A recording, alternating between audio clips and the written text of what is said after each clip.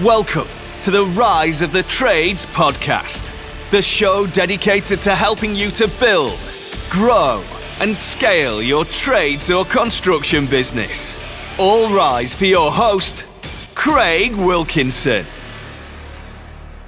Welcome to this week's coaching episode of the Rise of the Trades podcast, where we help trades and construction business owners to skyrocket leads, explode net profits without having to graft 60 hours a week and becoming that busy fool. In this episode, I'm going to be teaching you how to stop comparing yourself to other businesses or competitors because it's killing your confidence and stopping your growth. But before we go there, I'd just like to remind you that the doors are now open for you to join our Growth Club. The Growth Club is a community of professional tradesmen and women that join us to get all the marketing and business coaching that they need to skyrocket leads and grow the business. So if you're not already a Growth Club member, please consider hitting the link in the show notes and the description of this episode and coming over and joining us. Now, let's transition over to this week's coaching episode.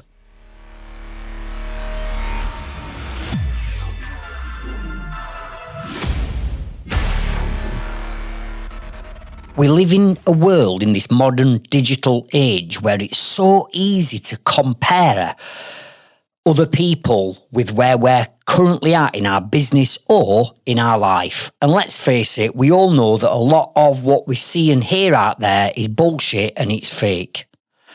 Yet we seem to scroll through Facebook or Instagram or TikTok and you see other businesses that look like they're absolutely flying. You know, you see how busy they are and what products or services that they fit in. You see that photograph of them all lined up where they get all the vans in a V and the business owners sort of like stood at the front with like 10 vans and 15 people working for him. Or that new shop where they've moved into a new office or warehouse. And we sit there and we start thinking, hang on a minute, how the hell have they got to that where we're still stuck where we are? But what you're actually comparing yourself to is what I call their highlight reel. And their highlight reel is not reality. You've not seen that overdraft and the debt that they're in. The sleepless nights that that business owner is now having and the relationship and arguments that's kicking off at home. Or that job that went wrong or the invoices that haven't been paid. The staff members that didn't turn up on a Monday morning because they went out and got pissed over at weekend. All that stress that they're under, you don't see. All you see is their highlight reels. And what I want you to remember is this. Comparison kills momentum because the second you start comparing, you start doubting. And when you start doubting, negative self-belief starts creeping in. You know, that little devil that pops up on your shoulder and starts questioning, why am I doing this? Why can't I achieve those results? Why are they miles ahead of me? What am I doing wrong? Why have I never got any good luck? I've only got bad luck. But in actual fact, you're actually doing really well. You just can't see it because you're looking in the wrong direction because you're focusing too much on what other people are doing rather than what you're doing. And here's the truth. Everybody's on a different path. We've all got different backgrounds. We've all got different stories. We've all got different circumstances. And the way I look at it, it's like starting a marathon. Some people, when starting a marathon, are starting from mile 0. Yet others seem to be starting 10 miles ahead of you. They're out of the blocks and they're out of the traps. And before you know it, they're out of distance. They're out of sight. But that's because their dad might have had a business. They might have inherited some money. They might have already started with more experience than you. And therefore, you feel as though you're behind. You can't compare your mile 3 to their 13th mile. It's not the same race. And if I'm honest, over years, especially in my early years when I set up my joinery business back in 1994, before social media even existed, I used to be as guilty as anyone as comparing myself to other people, right? And don't get me wrong, comparing yourself to other people and looking at where they are and what they've done and the success they have, I'm not saying that we can't look at that and get inspired, and we can't look at that and get us motivated for us to want to achieve what looks like the success that they've got. There's no harm in doing that. We can use it for motivation and we can use it for inspiration. But what I used to do years ago is I'd pull up in a builder's merchants, and as you know, listen, whatever builder's merchants you go in or wholesalers that you go in, sometimes you bump into the same people and you can sit and have a chat. And here's me back in sort of like early mid-90s on my journey of setting up my business, and I'd bump into people and I'd see them, you know, they've got 4 or 5 vans. All the team have got embroidered workwear on. All the vans were new. They seemed to have loads of work on. And doing what I did as a joiner and builder, I'd drive around Sheffield and I'd seem to see scaffolding up with their banners on or their A-boards everywhere I looked. And I used to think, I want to be like that. How can I get to that level? So even though we didn't have social media back then, I started comparing myself to other people. In the fact that I've been going 5, 6, 7, 8, 9, 10 years, I've been going a decade, and I'd still be driving around going, why haven't I achieved that? Why haven't I got that? Why haven't I got 10 vans on road? Why haven't I got all these scaffold banners up on all my scaffold? Why am I only running 1 or 2 jobs when they're running 10? What have they got? What have they done? Why have they got that and I haven't got it? And I used to compare myself to everybody. But then what started to happen is I really did start to doubt myself. I used to think to myself, honestly, I'd be sat at night and it'd be 10 o'clock at night, 11 o'clock at night, and I'd be doing quotes till daft o'clock at night. Listen, there weren't things like Service Mate and Leadzilla Art back then. Everything was done at best on a Word document, and I'd be staying up till 10, 11 o'clock at night doing my paperwork. I'd be working 6, 7 days a week, grafting me bollocks off, working harder than anyone else, putting more hours in than anybody else I knew, thinking the more harder I worked, the more successful I'll be. But yet I still couldn't get there. And then the negative effects started to kick in. I did start self-doubting myself. I did consider packing it all in. I did consider just throwing in the towel and just going and getting a job working for one of these other businesses, because it was just stressing me out. I just couldn't work out what they were doing different to me. Why were they getting different results? Because I was working harder than them. So what was the issue? What were the problem? And it wasn't until 19 years ago when I brought a business coach into my building company. And he turned around to me and said, Craig, do you know your challenge, the problem that you've got? You keep looking and comparing yourself to everybody else. Yet everybody's circumstances are completely different to yours. And I'm like, what do you mean? And he's like, well, you keep talking about this company and you want to be like them and why have they got that and I haven't? Stop it. Just stop comparing yourself to other people, because you're falling into that trap where you're almost becoming a bit obsessive about what they've got, and the energy that you're giving is more towards them than it is your own business. The circumstances in every single business are completely different. And when he started to explain to me what he meant by these circumstances are completely different, it took me a bit of time to process it. But then I realised, you know what? He's absolutely right. There isn't one way to skin a cat. There isn't one way of achieving success. It comes from a multitude of different ingredients that were put together in a cake to make sure that you bake the cake right. And I've not been looking at that. I've been just thinking, well, there's got to be a way in which they're marketing the business to generate them leads. What is it? It wasn't just one thing. It were a multitude of different things. There's got to be a way in which they've moved into them offices and got that lockup and got that warehouse. There's got to be one way of doing it. And there isn't, because everybody's circumstances in their business and background and life are completely different. And it's a multitude of all them different circumstances that come together that determine your success and the results that you're going to get out of your business. Now, when I start to look and think about this and process it, you're absolutely spot on. I'd been looking in the wrong places. I'd not been looking at the different circumstances between me as a young growing business, a naive business owner that had got hardly any experience, and I'm comparing myself to other people that have got more experience than me, so therefore they are going to have a different result. Now, having coached over 30,000 tradesmen and women since 2012, I can tell you now, there's around 20 different circumstances that you've got to build in to make you realise that things are different and we can't compare apples with apples. So what I want you to do, I want you to grab a notepad and I want you to grab a pen. And in the next chapter, I'm going to share what I believe are the 20 different differentiators between you and other businesses.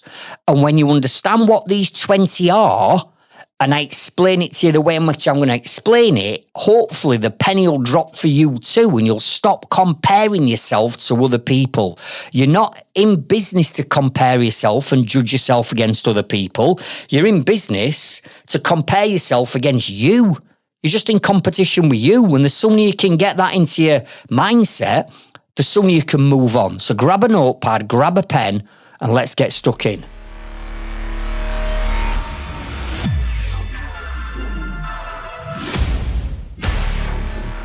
Now, I'm not saying that these 20 different differentiators are the be-all and end-all.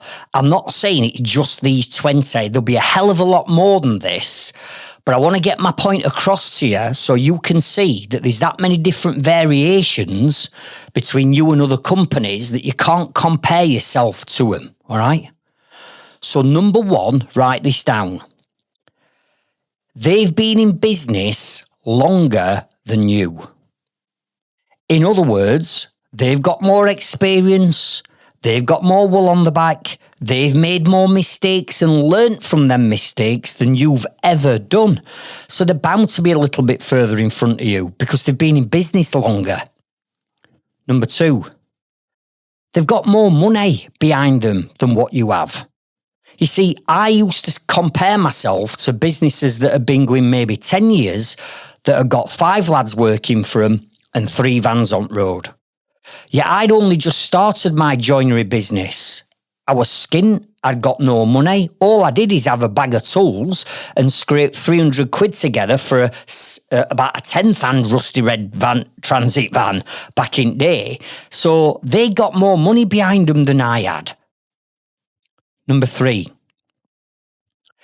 Some of these people that I was comparing myself to, they might not have had kids, or their family circumstances were slightly different.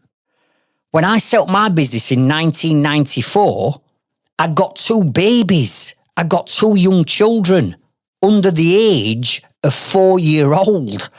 So my time was taken up at home as well as being in business. But you look at where I am now, my kids have grown up. Now I've got a lot more time on my hands. So you can't compare your family circumstance with somebody else because you haven't got as much time on your hands if you've got kids as what I've got now. Number 4, they might have an incredibly supportive partner, husband or wife. And don't get me wrong, you'd like to think that everybody has got a supportive partner.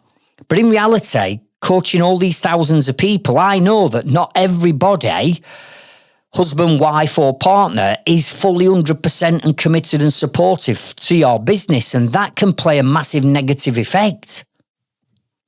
Number 5, they've inherited things or assets such as tools or they've been given a van or multiple vans, or they've inherited clients from somewhere along the line. You see, when I first set up, I had fuck all. I had no money. All I had were a bag of tools and a rusty red transit van. I didn't have any customers. I didn't have any clients. I had nothing.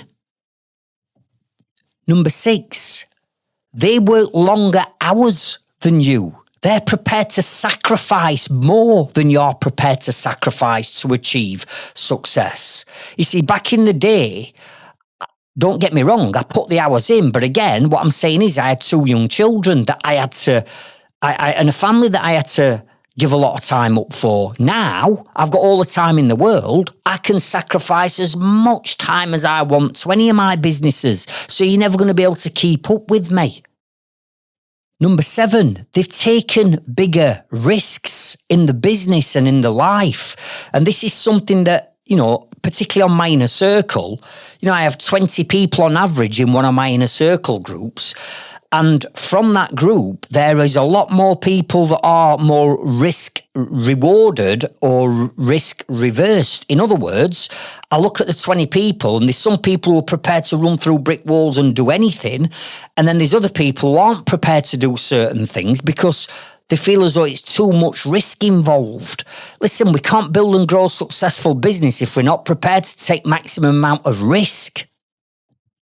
Number 8. They've got admin support behind the scenes. They might have got their wife, husband, partner, a VA, a family member helping them out with all the admin behind the scenes. Whereas, again, back in my early days, I had nobody. All the admin I had to do myself for evenings and weekends. Number 9, they might have got a marketing agency that they pay to look after all of the marketing, the website, the SEO, the landing pages, the social media, the video marketing, whereas you haven't. So they're bound to generate more leads than you. Number 10, their location on where their target market is could be in a completely different area to you. I look at Sheffield where I'm based, and we eventually only ended up working in 3 postcode areas in Sheffield. That was the more affluent areas. You might be working in a rural area. You might live in a suburban city. You might live in a big city. You might live on the outskirts of a city. So therefore, there might be more customers to go at or more wealthier customers to go at. Number 11. They might have got long-lasting standing relationships with people like developers, architects, designers, landlords, letting agents, or through networking have been introduced to people that just constantly are feeding them work, whereas you haven't got that. Number 12. They've already made those classic mistakes early doors in their business and they've learnt from them fast. So as you're going through the process of learning how to grow and scale your business, you're going to make all of the same classic mistakes as what they've made. It's just that they've overcome them a lot quicker and a lot earlier than what you have. Number 13, they might have got a business coach or a mentor like me, like the Trades Freedom Club, like our community, like our growth club and inner circle that they're working with to get all that motivation and all that knowledge and all that help and support in their business where you might not have got that. Number 14, they just might be naturally more confident than what you are. They might be an extrovert, you might be an introvert. And this all comes into play when things like sales, dealing with customers, dealing with your team, recording yourself on videos on camera. Number 15, they've got smaller overheads than you've got and might not be carrying any debt. They might not owe the VAT man or the tax man because they understand the numbers in the business and therefore they've kept their overheads nice and tight and aren't in debt. Where you might have made all them classic mistakes where you've had to use your overdraft for your VAT money or your tax money, or you're not pricing jobs properly and now you're losing money. Number 16, They started their business before social media was even a thing. Because social media now is absolutely saturated. There's so many people screaming for attention on social media. But like me, back in 1994, before internet even existed and before there were social media, all my new customers and clients were built on relationships face to face. Number 17, they've got systems and procedures and automations running their entire business. So they might have got service mates to look after all the job management and organising all their labour and customers. They might be using Leadzilla for all their marketing and sales, where you're still doing everything on a Word document or on back of a fag packet. Number 18, they've learned how to become a real leader and develop leadership skills. So therefore, they have got a loyal, trustworthy, hardworking, reliable member of team that actually want to work for them. Where you might not have developed your leadership skills yet. You might be employing people that are just tossing it off, playing on the phones, knocking on a Monday morning, and haven't got your back. Number 19, they've niched down. They're not offering every single product and service that trade offers. You look at me, I started off as a joiner. I'm a bench joiner by trade, so I did manufacturing, first fix, second fix, house bumping, shop fitting. I could do anything. It wasn't until I niched down when I understood the numbers that loft conversions and extensions made me all the money. I got rid of everything else. And number 20, and the most important out of them all, is they may be well into their personal development journey. You see, everything that I've listed these 19 steps before, you can't achieve any of that if you've got a closed or a fixed mindset and you're not working on developing you as a person. Because if you're not growing quicker than your business, and your business is always in control of you, then your business is in control of your time, so you'll never have any time. Your business will be in control of your finances, so you'll always be broke and skint. And your business will be in control of relationships, so your customers will have you jumping through hoops and your team will take the piss. It's only when you start submerging yourself into personal development and you realise that the business is never the problem is always the mindset of the business owner. So with respect, any challenges that you've got going off in your business right now can be solved. You've just got to have a growth mindset and a positive mindset to go and seek the knowledge, help and support and advice and be motivated enough to take action on it. If you did, you'd solve the problem, but not many people are prepared to do that. So number 20 is the holy grail. It's your mindset and your personal development. So when you start to look at these, and I've only rattled 20 off, these are the 20 most common ones that I see, but I've already said they're not the be all and end all. You could probably add another 20 on top of that. So when you start looking at this and you start assessing where you're at to where other people are, you cannot compare apples with apples because nothing is the same. And the sooner you understand and realise that there's that many different things at play here, think of it being like a jigsaw puzzle. And this is how I put it across to my Inner Circle members, right? When they start my Inner Circle on day one, they open this jigsaw box and they turn it upside down and all these pieces fall out. And let's say it's 1,000-piece jigsaw. You've got 1,000 pieces scattered all over the show. And what I say to them is, right, turn the box lid over and let's look at what it is we're building. So, as you know, on a jigsaw, on the front cover, it's got the picture, it's got the image of what you need to build with that jigsaw. In business, I call that your vision. That's the vision and that's the business plan. And as part of that vision and that business plan, you've got 1,000 pieces that you've got to figure out how they go together. Now, what I used to do years ago, before understanding all this, is I'd, let's say, turn my box upside down. I'd have all these pieces scattered around and I wouldn't have the vision. I didn't have the vision. I didn't have the mission. I didn't have the business plan. I was winging it. So what I was doing is effectively throwing that lid box away because I'm winging it and I don't need it. And I'm picking these 1,000 pieces up and I'm trying to put them into a position, but clearly without the plan and the business plan and the vision, I can't put them in the right position. So I got certain things working and certain things not. And then I'm getting frustrated because I'm picking these pieces up and I'm dropping them down and nothing's coming together. And it took me 12 fucking long, hard years to realise what I'm sharing with you now in this episode.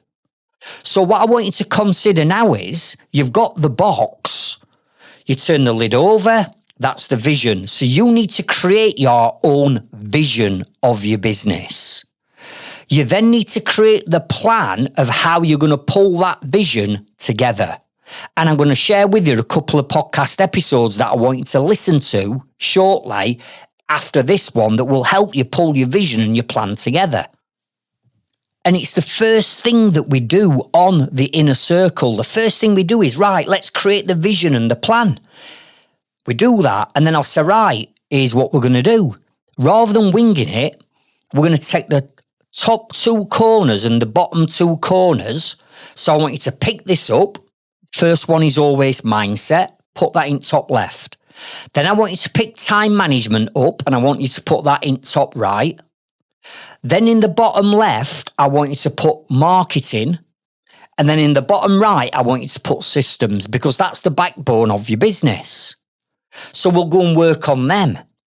And then the bits in the middle, the other 999 odd pieces that are left to go in, I then say, right, you need to pick that piece up and you need to put it there. Just do that. Don't do anything else. Just do that.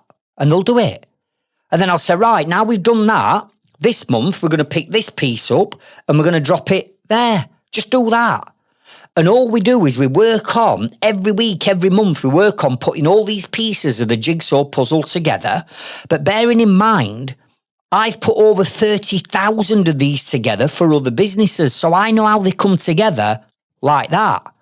All they need to do is follow what I'm telling them to do, and when they do, they get the results. You just need to do the same. Because your vision of your business is different to your competitor's vision. Your plan of how you're going to get there is going to be different because they might have already got the 20 things I've listed in place where you haven't got any of them in place. So you need to start with them 20 pieces of your jigsaw first. Do you see what I'm saying?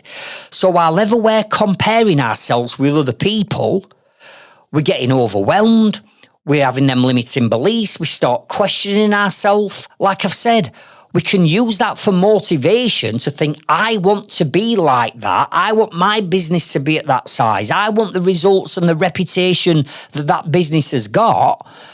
But I'm not going to be doing it the same because they're in a completely different place with their jigsaw puzzle. They might have got 3 pieces of that puzzle left to put in and they're finished. You might have got 887 pieces before you're finished.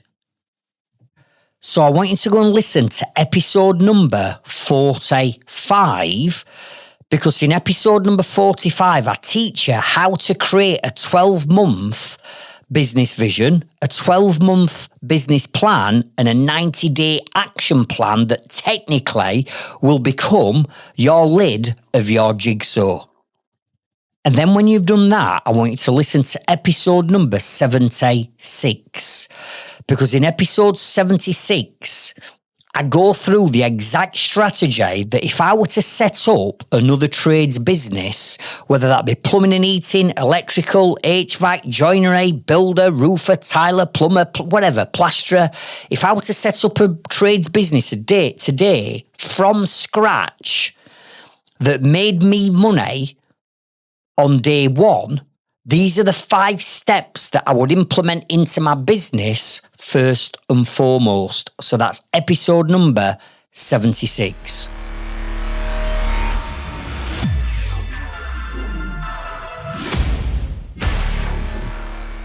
Now, in this chapter, I want to go through you identifying and understanding what your superpower is. Because once you've stopped comparing yourself to other people, you can actually start focusing on what really matters, and that's you. And the next part of this episode is all about finding and owning your superpower. Because everyone listening to this right now, every single tradesman, tradeswoman, business owner, you've got something unique about you. You've got a genius inside that you just need to find that wants you to break out, that will help elevate you and help you achieve that success so much quicker. Something that gives you the edge, something that makes the difference. Now, if you listen to my podcast episodes, or I'm coaching you in our Growth Club or in a circle, you'll know that I'm as honest and as raw as the day's long. I just like to be myself. There's no fucking pretending to be other people. I've got to where I am in life because I am me and I focus on me. So I want to share something with you now that a small percentage of you may well know, but the vast majority of you won't know because I don't talk about it much anymore. But going back to me being in primary school, which is way back in the 70s and early 80s, it was apparent that at school back then, that I had some kind of, let's say, learning difficulty. And it materialised that both myself and my brother back in primary school, so when we're sort of like 9, 10, coming up to 11-year-old and moving up to secondary school, both me and my brother were both diagnosed back in early 80s, late 70s, early 80s with dyslexia. Now, just hear me out here for a sec.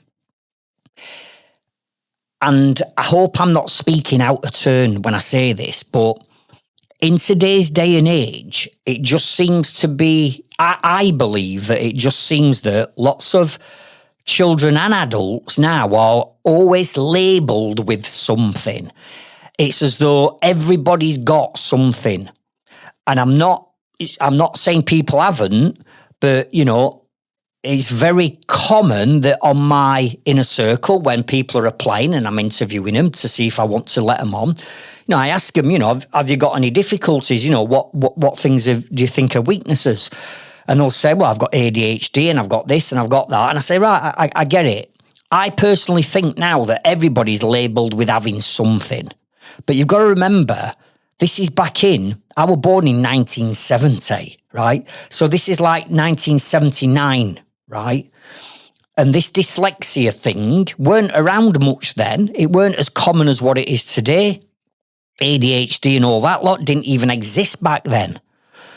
So me and my brother were told that we got dyslexia, and it led to our head teacher, Mr. Evans, back at Lowfield Primary School in Sheffield, back in 1979, giving up his own time to come to our house to do extra teaching with me and my brother in his own time. He didn't get paid for it. We're all done in his own time back then to try and help us.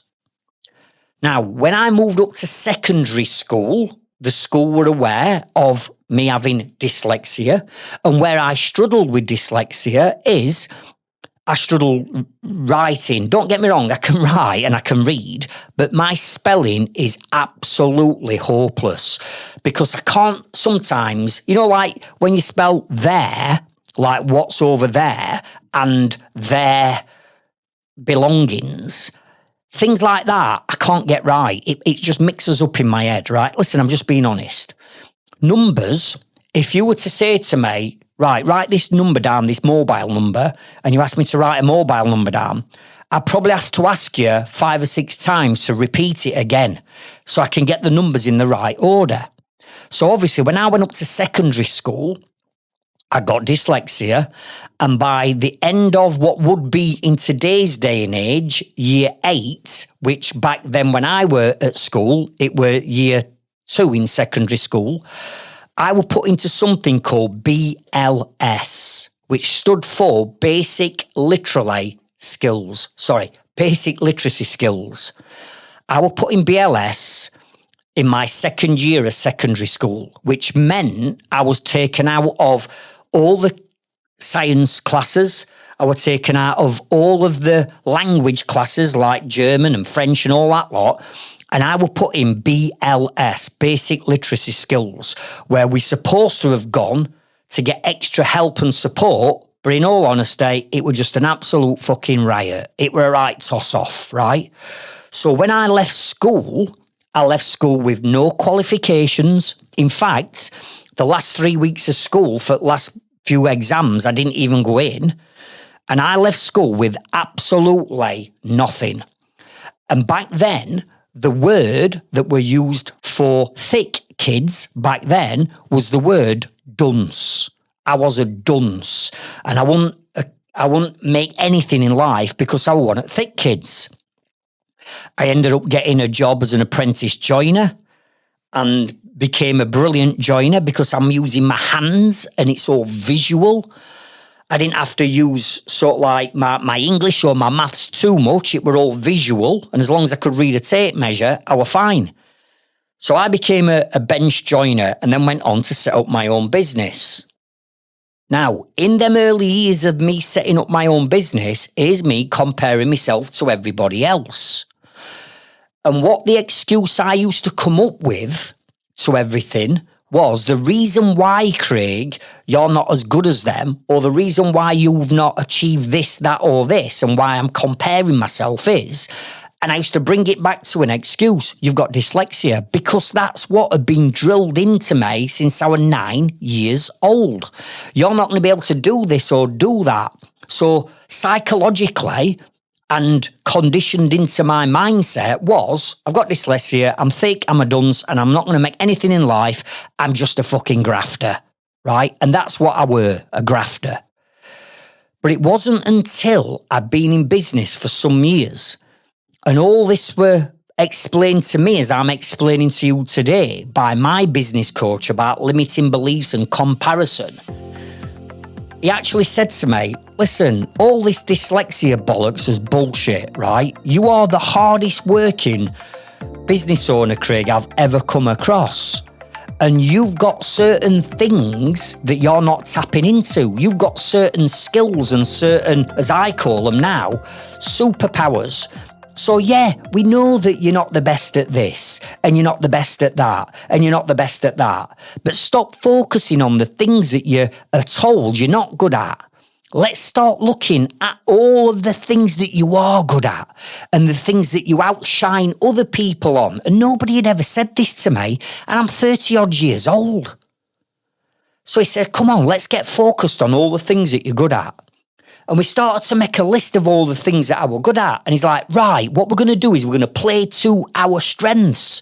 We're going to play to all these positive things and all these things that you're good at, because if we focus on them, we can soon start catching people up, because other people won't have got your strengths. And we did. We got to work on making this list.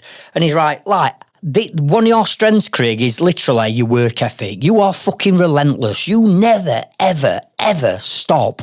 It's constantly in your head for a good reason. So how can we bottle that up, and where can we use it, and what areas of his business do we need to strengthen? I'm like, well, we need to strengthen in that and that. Right, how can we use this then to strengthen that area of business? Well, I could do this, and this. And then all of a sudden, my pieces of my jigsaw puzzle and my plans started to come together. Are you with me?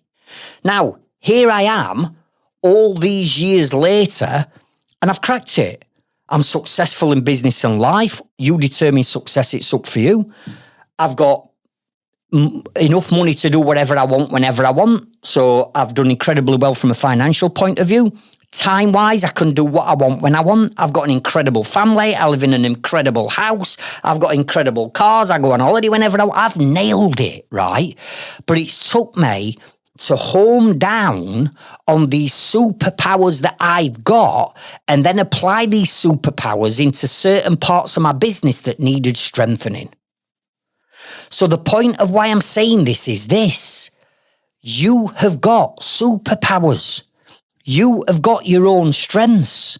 We can't be strong in every single area of business and life. We just can't be. It's impossible. There's not a person on the planet that's done that. But rather than looking at other people and going, why haven't I got that and why can't I achieve that? Well, we've just gone through 20 different reasons why, but they might be highly skilled in a certain area that you're not skilled in. Therefore, they're going to excel in that area.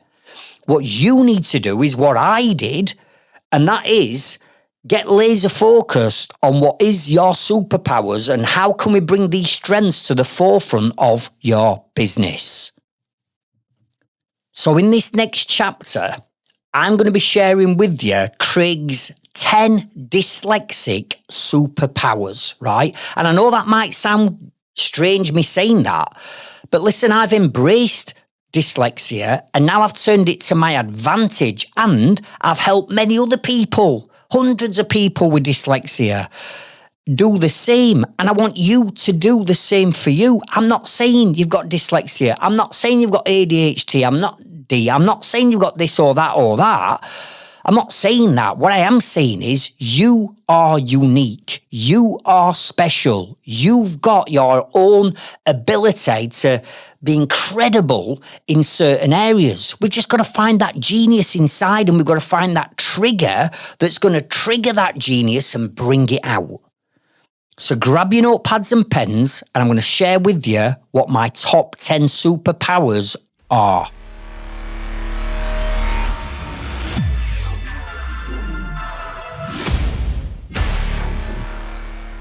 Now, when I give you these 10 superpowers, as I call them, I'm not putting these in any particular order, right? As I've come to record this podcast, I've written them down. I know what they are. I don't need to write them down for myself, but I've written them down and I've just put them down as they've come to me in my own mindset, all right? So number 1 is my work ethic. And what I mean by this, and I mean this with the utmost respect to everybody, right? But I will outwork anyone. I have done all my life. I am a fucking grafter beyond belief. Because what I have to make up for with being dyslexic is I haven't got the capability to take knowledge in easily and apply it and it works straight off. It takes me a long time to process stuff and get it right in my head. My wife might say to me, Sarah might say to me, Craig, we need to do bang, bang, bang, bang, bang, bang, bang. That's what we're doing this weekend. And I go, whoa, hang on a minute. Just say it again, slow down and tell me that again, right? So what I lack in processing speed, I make up in work ethic. And right from being a kid, you know, when I was 13-year-old, we lived in a poor area of Sheffield to Bramall Lane next to Sheffield football ground, Sheffield United football ground, right? Not a nice area. But I tell you something, I was the richest kid on our block because at 13-year-old, I got a milk round and 2 paper rounds at 13-year-old, right? I am a grafter. And when my inner circle members start on my inner circle, even though I'm 55 now and you've got some, you know, really strong, fit, young, healthy lads who are in the mid-20s who join, and I tell them this, they go, Craig, you're an old man. You've even got a grey beard now. We'll easy do you. And I'm like, seriously? And I think everybody, if you ask anyone on my inner circle, they will tell you the same. I am fucking relentless. My work ethic is at a different level, and that is one of my superpowers. I will outwork, I will outrun, I will outdo what I need to do to finish first and get across that finishing line. That's one of mine. Number 2 is creative thinking. You see, instead of numbers and words and facts and figures, I can take a situation and I can creatively think and visualize the solution, the angles, the ideas, the missed opportunities that other people can't see. I can see them. I'm highly, highly visual. So that creative thinking, it's like a big projector gets thrown up above my head and I can see and I can picture things.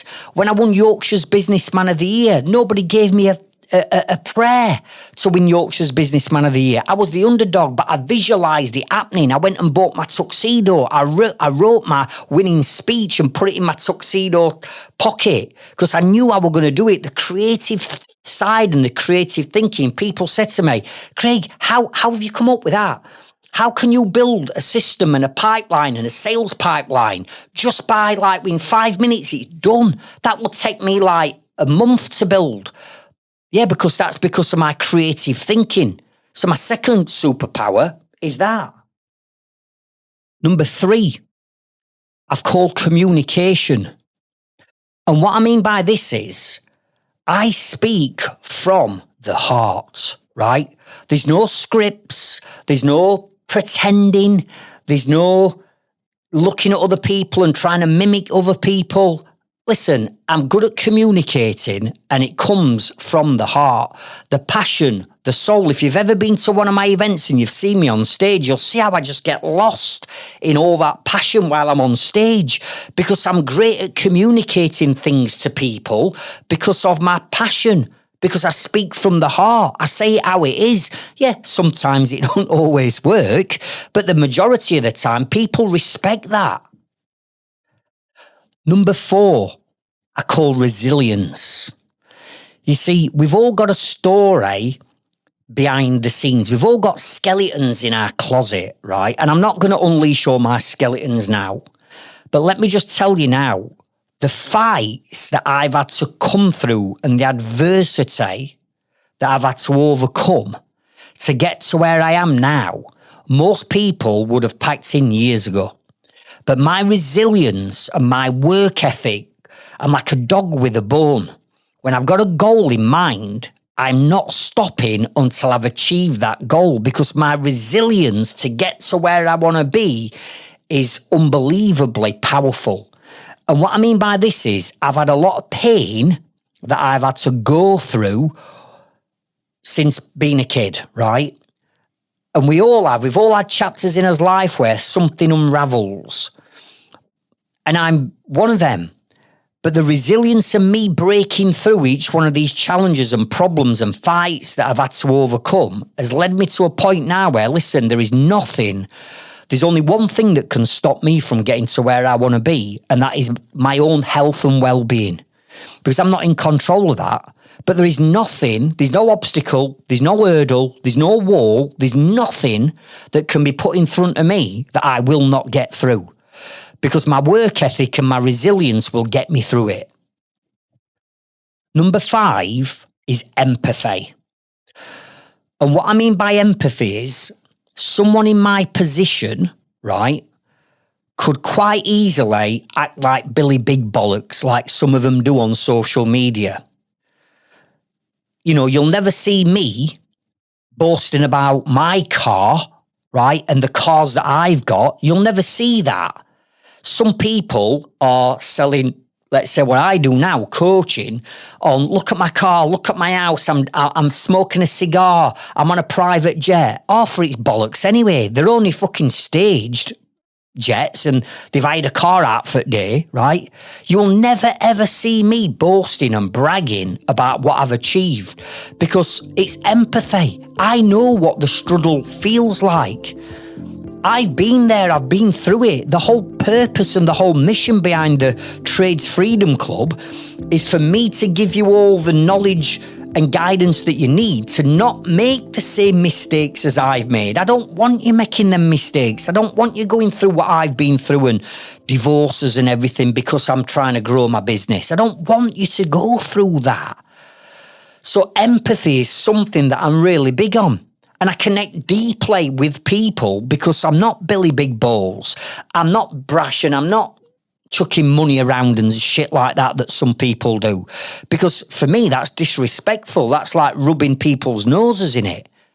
So I want to connect deeply with people on a deeper level to say, listen, you might have got this challenge, but come on, let's get motivated. Let's work on ourselves. And if we do this, and we put this jigsaw puzzle together, then as long as you're going to take action on it, we can get you out of where you want to be. Now, for me, that connects at a deeper level than me going, look at my flash car and flash house and how much money I've got. Are you with me? Number 6 is vision. I've already highlighted that I'm a highly visual person due to dyslexia. So anything that I need to achieve, any problem that I've got or any problem that anybody else has got, because of that creative thinking that I've already touched on, creating the vision of where I want to be in my business and lives, creating visions for other people's businesses comes really natural to me. That big picture, those possibilities, overcoming those challenges to achieve that vision and giving people the knowledge on how to stop themselves from creating challenges in the business. The big vision, the big thinking, the big picture is something that I'm incredibly talented at doing. Number 7 is I never quit. I never, ever quit. No matter how low I've been in my life from those skeletons in my closet and experiences I've had as a kid, as a teenager, as a young man, and now as I'm getting in towards, let's call it middle-aged, 55, right? I've been thrown some right fucking curveballs, right, that would have brought people to the knees and sunk them, that would have been a sucker punch and a low blow where they would have not got up off that canvas because the pain was too much. But because of my work ethic and because I'm resilient, I never, ever quit. Quitting is not even in my vocabulary.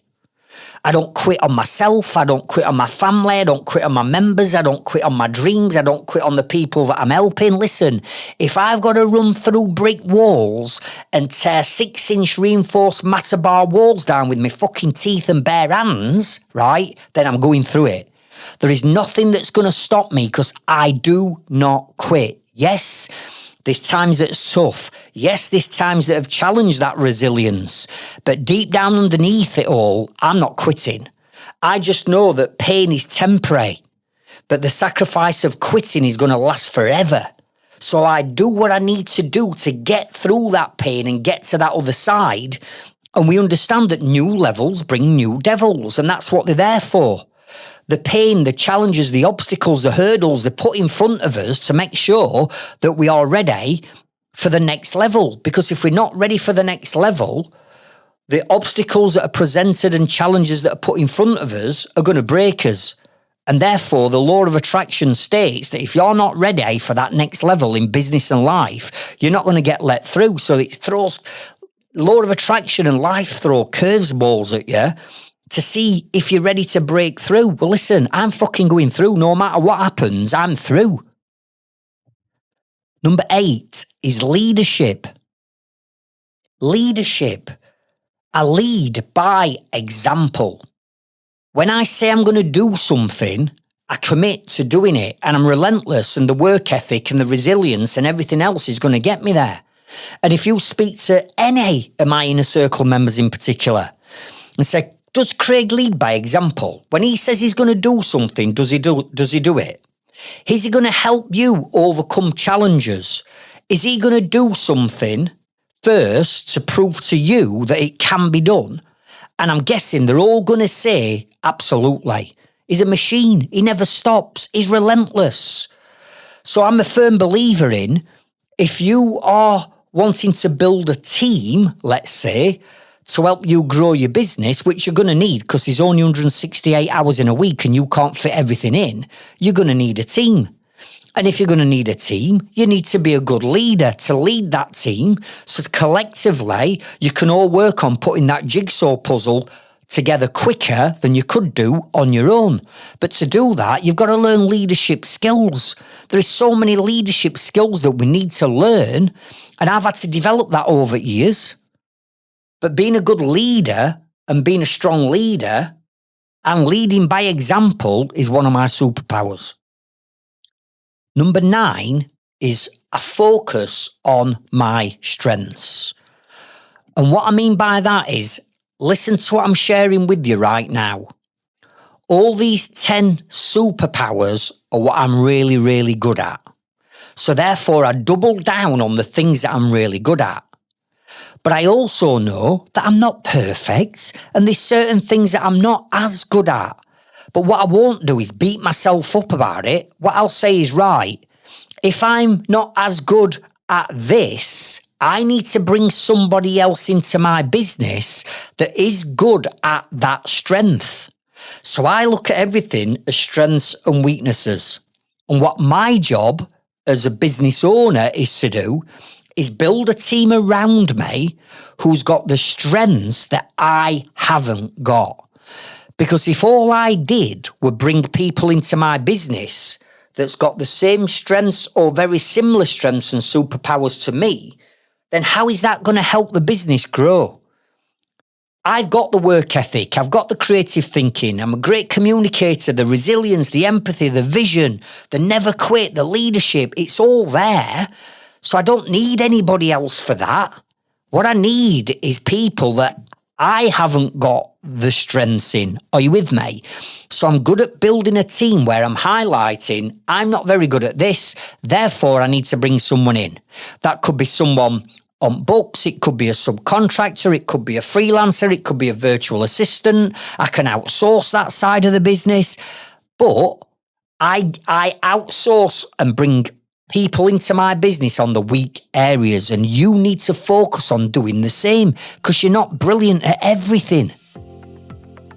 And number 10, and again, I'm going to say it again, the single most important superpower that we've all got inside us, and I mean this, everybody's got this. It might need a bit of work to bring it out. It did with me. But that is your mindset and your personal development. And again, when you listen or speak to any of my inner circle members and you say, and you ask them, you know, what is Craig's morning routine like? What is his evening routine like? What's his health, his well-being, his gym, his mindset? They will all tell you, I'm sure, that, again, he's a freaking freak of nature. He's an absolute machine. He never stops. He practices what he preaches. I'm up at 4 o'clock, 4:15 a.m. every morning. I do my gratitude journal. I do my affirmations. I do my meditation. I listen to motivational, educational content. I go to gym and have a PT session. Listen, I'm back in house at 7 a.m. in the morning. I don't have to hit that snooze button in the morning. My goals, my why, my dreams, my passion, my determination to succeed in business and life fucking gets me out of bed. I've got a bulletproof mindset that cannot be broken by anything or anyone because I've developed myself to be like that. So all these 10 things are strengths that I've highlighted many, many years ago, and I play to my strengths, and these are why I call them a superpower. Because you might say, well, Craig, I've got a good work ethic. I'm a good leader. I've got a good vision and I've got a morning routine. And I personally develop myself. I get that, but you might have got 3 or 4 of these. Everybody's unique. You will have got some superpowers that I could only dream and wish of having. But you've got to play to your strengths, and these superpowers have got to come out if you want to be successful in business and life. Now, I'm going to give you 2 more podcast episodes that I want you to go away and listen to. And this is episode number 44. And this is called Imposter Syndrome. How to stop self-sabotaging your own business growth. Because believe it or not, some of you are self-sabotaging your own success. You just don't realise it. So that's episode 44.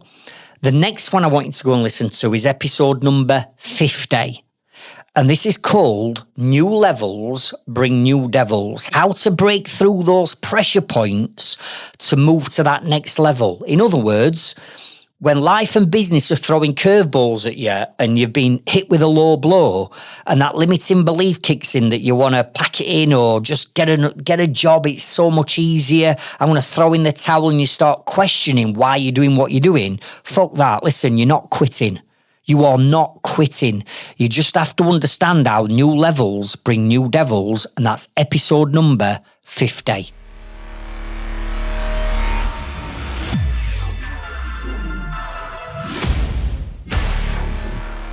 So now we've talked about comparison and we've talked about your superpowers.